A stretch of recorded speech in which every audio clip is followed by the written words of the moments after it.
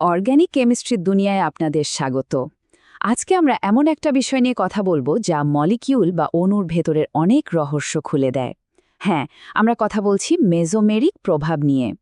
এটা এমন একটা কনসেপ্ট যা আমাদের বুঝতে সাহায্য করে যে অণুর মধ্যে ইলেকট্রনরা ঠিক কিভাবে আচরণ করে আর কেন কিছু অণু অন্যদের চেয়ে বেশি স্টেবল বা স্থিতিশীল হয়।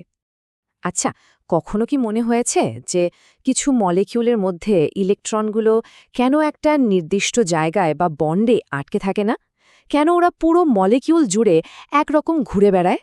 ঠিক এই প্রশ্নটা নিয়েই কিন্তু আমাদের আজকের পুরো আলোচনা। চলুন এই রহস্যটা একটু ভেদ করা যাক। তো আজকের এই সফরে আমরা কি দেখব? প্রথমে আমরা জানব মেজোমেরিক প্রভাব আসলে জিনিসটা কি। তারপর এর দুটো ধরন plus M R minus M নিয়ে কথা বলবো। এরপর দেখব ইন্ডাকটিভ প্রভাবের সাথে এর পার্থক্যটা কোথায়। আর সব শেষে এই কনসেপ্টটা জানা কেন এত জরুরি সেটাও বুঝব। শেষে আপনাদের জন্যও থাকছে নিজেদের জ্ঞান ঝালিয়ে নেওয়ার সুযোগ। চলুন তাহলে সরাসরি প্রথম ভাগে চলে যাই। এই যে আমরা মেসোমেরিক প্রভাব বলছি, এটা আসলে কি আর কিভাবেই বা এটা একটা মলিকিউলের মধ্যে পার্মানেন্ট বা স্থায়ী পোলারিটি তৈরি করে? খুব সহজ করে বললে মেসোমেরিক প্রভাব হল একটা মলিকিউলের মধ্যে পাই বন্ড আর তার পাশের কোনো অ্যাটমের লোন পেয়ার ইলেকট্রনের মধ্যে একটা ইন্টারঅ্যাকশন।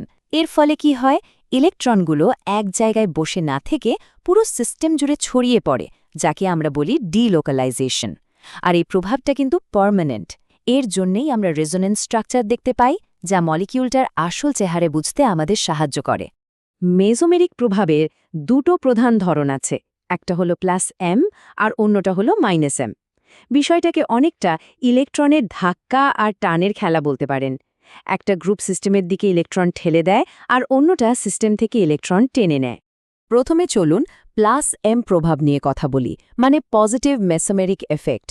এক্ষেত্রে একটা ইলেকট্রন ডোনেটিং গ্রুপ থাকে, যেটা কিনা তার ইলেকট্রনকে কনজুগেটেড সিস্টেমের দিকে ঠেলে দেয়। ফলে কি হয়, ওই সিস্টেমের মধ্যে ইলেকট্রনের ঘনত্ব বেড়ে যায়। একটা খুব পরিচিত উদাহরণ দিলে ব্যাপারটা আরও পরিষ্কার হবে। ফেনলের কথাই ধরুন। এখানে যে হাইড্রক্সিল বা -OH গ্রুপটা আছে, তার অক্সিজেন অ্যাটমটা নিজের একজোড়া লোন পেয়ার ইলেকট্রন বেনজিন রিংয়ের দিকে ঠেলে দেয় বা ডোনেট করে। এর ফলে বেনজিন রিংয়ের ভেতরে ইলেকট্রন ডেন্সিটি বা ঘনত্ব বেড়ে যায় আর রেজোন্যান্সের মাধ্যমে একটা নেগেটিভ চার্জ পুরো রিং জুড়ে ছড়িয়ে পড়ে। এটাই হলো প্লাস এম প্রভাবের একটা দারুণ উদাহরণ। এখানে আরও কিছু গ্রুপের তালিকা দেখতে পাচ্ছেন যারা এই প্লাস এম প্রভাব দেখায়, যেমন ধরুন -NH2, -OR, এমনকি হ্যালোজেন গ্রুপগুলো। একটা ইন্টারেস্টিং ব্যাপার হলো, যে গ্রুপের ইলেকট্রন দেওয়ার ক্ষমতা যত বেশি, তার প্লাস এম প্রভাবটাও কিন্তু ততটাই শক্তিশালী হয়। এবার আসা যাক ঠিক এর উল্টো প্রভাবটায়, মানে -M বা নেগেটিভ মেসোমেরিক এফেক্ট। এক্ষেত্রে একটা ইলেকট্রন উইথড্রয়িং গ্রুপ থাকে, যা কনজুগেটেড সিস্টেম থেকে ইলেকট্রন নিজের দিকে টেনে নেয়, মানে ইলেকট্রনকে ধাক্কা দেওয়ার বদলে টেনে বের করে আনে। নাইট্রোবেনজিনের দিকে তাকালেই এটা স্পষ্ট বোঝা যায়। এখানে নাইট্রো গ্রুপ বা -NO2 এতটাই পাওয়ারফুল ইলেকট্রন উইথড্রয়িং গ্রুপ যে এটা বেনজিন রিং থেকে পাই ইলেকট্রনকে নিজের দিকে টেনে নেয়। ফলে যা হয়, রিংয়ের ভেতরে ইলেকট্রনের ঘনত্ব কমে যায় আর রেজোনেন্সের জন্য রিংয়ের মধ্যে পজিটিভ চার্জ তৈরি হয়। এই স্লাইডে এমন কিছু গ্রুপের লিস্ট দেওয়া হলো যারা এম প্রভাব দেখায়। নাইট্রো সায়ানাইড বা কার্বনিল গ্রুপগুলো এর খুব ভালো উদাহরণ।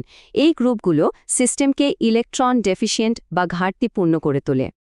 অর্গ্যানিক কেমিস্ট্রি পড়তে গেলে প্রায়ই মেজোমেরিক আর ইন্ডাকটিভ প্রভাবের মধ্যে একটা কনফিউশন তৈরি হয়। দুটোই তো ইলেকট্রন নিয়ে কাজ করে, তাই না? কিন্তু এদের মধ্যে বেশ কিছু মৌলিক পার্থক্য আছে। চলুন এই বিভ্রান্তিটা আজ দূর করা যাক। এই টেবিলটা দেখুন, পার্থক্যগুলো খুব পরিষ্কার। মেসোমেরিক প্রভাব কাজ করে পাই বন্ড আছে এমন আনস্যাচুরেটেড যৌগে, আর এখানে ইলেকট্রন পেয়ারের পুরো ট্রান্সফার হয়। অন্যদিকে ইন্ডাকটিভ প্রভাব কাজ করে সিগমা বন্ডের মাধ্যমে, আর এখানে ইলেকট্রনের শুধু সামান্য সরণ ঘটে। সবচেয়ে বড় পার্থক্য হল মেসোমেরিক প্রভাব পুরো চেইন জুড়ে কাজ করতে পারে, কিন্তু ইন্ডাকটিভ প্রভাব ৩ নম্বর কার্বনের পরেই প্রায় শেষ হয়ে যায়। আচ্ছা, এত সব তথ্যীয় আলোচনা তো হলো, কিন্তু আসল প্রশ্ন হলো এই কনসেপ্টগুলো জেনে আমাদের লাভটা কি? সত্যি বলতে মেসোমেরিক প্রভাবের বাস্তব প্রয়োগ কিন্তু অনেক। চলুন দেখি রসায়নের দুনিয়ায় এর প্রভাব ঠিক কতটা গভীর। দেখুন, মেসোমেরিক প্রভাব কার্বোক্যাটায়ন আর ফ্রি র্যাডিকেলের স্টেবিলিটি বাড়ায়, কারণ এটা চার্জ বা আনপেয়ার্ড ইলেকট্রনকে পুরো মলিকিউলে ছড়িয়ে দিয়ে ভারটা হালকা করে দেয়। বেনজিনের মতো অ্যারোমেটিক কম্পাউন্ডগুলো যে এত স্টেবল, তার পেছনের কারণও কিন্তু এই প্রভাব। এমনকি কোনো অ্যাসিড কতটা শক্তিশালী হবে সেটাও কিন্তু মেসোমেরিক প্রভাব ঠিক করে দিতে পারে। এতক্ষণ তো অনেক কিছু আলোচনা হলো। চলুন এবার যা শিখলাম তা একটু পরীক্ষা করে দেখা যাক।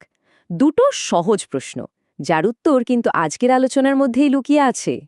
প্রথম প্রশ্নটা হলো, একটা মলিকিউলের যে রেজোন্যান্স স্ট্রাকচারগুলো আমরা আঁকি, সেগুলোর মধ্যে কোন জিনিসটা একই রকম থাকে না? অপশনগুলো দেখুন, একটু ভাবলেই কিন্তু উত্তরটা পেয়ে যাবেন।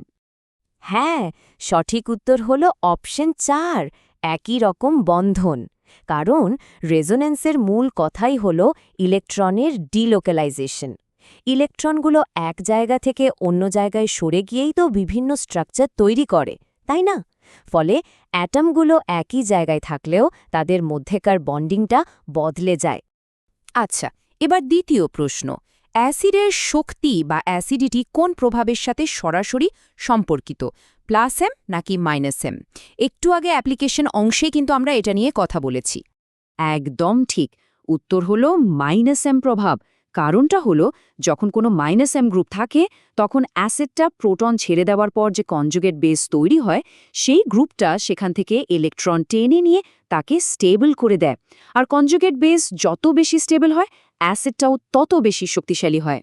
তবে একটা কথা মনে রাখা খুব জরুরি, যা এই উদ্ধৃতিতে খুব সুন্দরভাবে বলা হয়েছে, মেসোমেরিক প্রভাব একটা অসাধারণ মডেল, কিন্তু দিন শেষে এটা একটা সরলীকৃত মডেল।